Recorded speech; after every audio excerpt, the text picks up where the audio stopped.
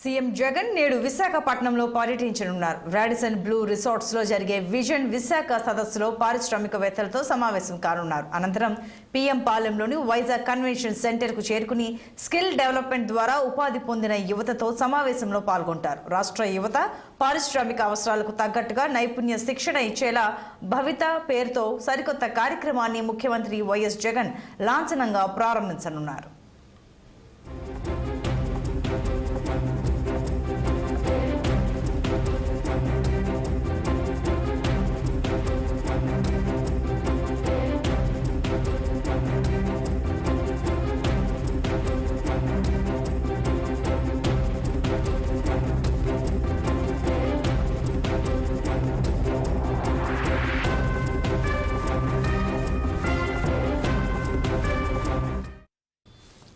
CM Jagan నేడు విశాఖపట్నంలో పర్యటించనున్నారు. రాడిసన్ బ్లూ రిసార్ట్స్ లో జరిగే విజన్ విశాఖ సదస్సులో పారిశ్రామికవేత్తలతో సమావేశం కానున్నారు. అనంతరం పీఎం పాలెంలోని వైజాగ్ కన్వెన్షన్ సెంటర్ కు చేరుకుని స్కిల్ డెవలప్మెంట్ ద్వారా ఉపాధి పొందిన యువతతో సమావేశంలో పాల్గొంటారు. రాష్ట్ర యువత పారిశ్రామిక అవసరాలకు తగ్గట్టుగా నైపుణ్య శిక్షణ ఇచ్చేలా భవిత పేరుతో సరికొత్త కార్యక్రమాన్ని ముఖ్యమంత్రి వైఎస్ జగన్ లాంఛనంగా ప్రారంభించనున్నారు. ఇక మరింత సమాచారం మా ప్రతినిధి కన్నబాబు అందిస్తారు. కన్నబాబు, చెప్పండి, ఈరోజు ఏపీ సీఎం విశాఖ టూర్ కు సంబంధించి డీటెయిల్స్ ఏంటి? Good morning Santoshini. ఏదైతే మరికొద్ది గంటల్లో విశాఖకు అయితే రానున్నట్లు తెలుస్తుంది.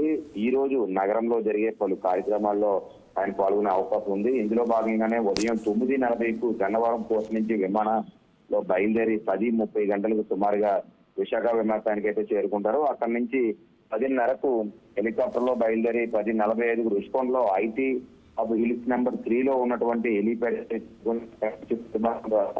రాడిసన్ బ్లూలో ఉదయం 11 గంటలకు చేరుకునే అవకాశం ఉంది. మధ్యాహ్నం 12:30 ప్రాంతానికి విజన్ వైజాగ్ లోగో ఆవిష్కరిస్తారు. ప్రముఖ పారిశ్రామిక వేత్తలు ఎవరైతే ఉన్నారో విశాఖలోనే కాకుండా ఆంధ్రప్రదేశ్ వ్యాప్తంగా ఉన్నటువంటి పారిశ్రామిక వేత్తలతో పాల్గొనే అవకాశం ఉంది. ఈ సదస్సులో ముఖ్యంగా విశాఖ అంటే వైజాగ్ లోగో ఏదైతే వైజాగ్ విజన్ లోగో ఆవిష్కరించి కొంతసేపు వాళ్ళతో చర్చించే అవకాశం కూడా కనబడుతుంది. అనంతరం రోడ్డు మార్గంలో పీఎం పాలెంలో ఏర్పాటు చేసినటువంటి విశాఖ కన్వెన్షన్ హాల్ ఏదైతే ఉందో సుమారుగా 12:45 ప్రాంతంలో అక్కడికి చేరుకొని కేసడి హిల్స్ స్టేడియం భగవత్ అనే పేరుతో ఒక సదస్సు అయితే ప్రారంభం కాబోతుంది.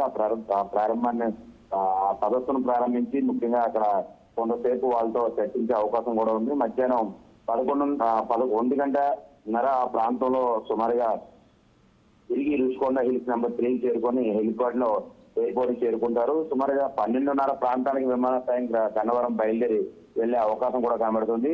ముఖ్యంగా విశాఖలో పారిశ్రామికవేత్తలు ఎవరైతే ఉన్నారో ఈ పారిశ్రామికవేత్తలతో ఈ రోజు చర్చించే అవకాశం ఉన్నట్లుగా కూడా ప్రధానంగా మనకు కనబడుతున్నటువంటి పరిస్థితి ఉంది.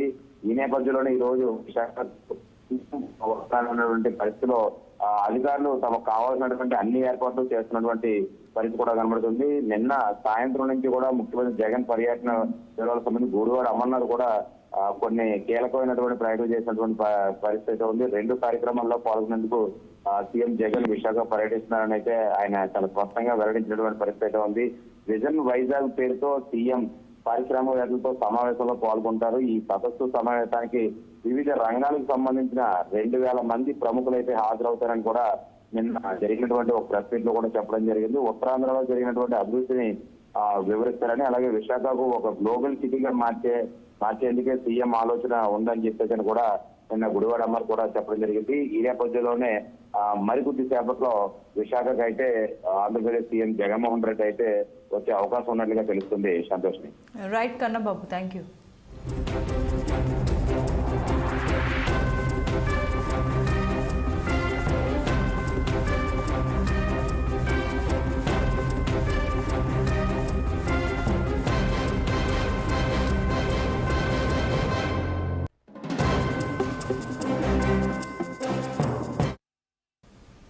ఇవి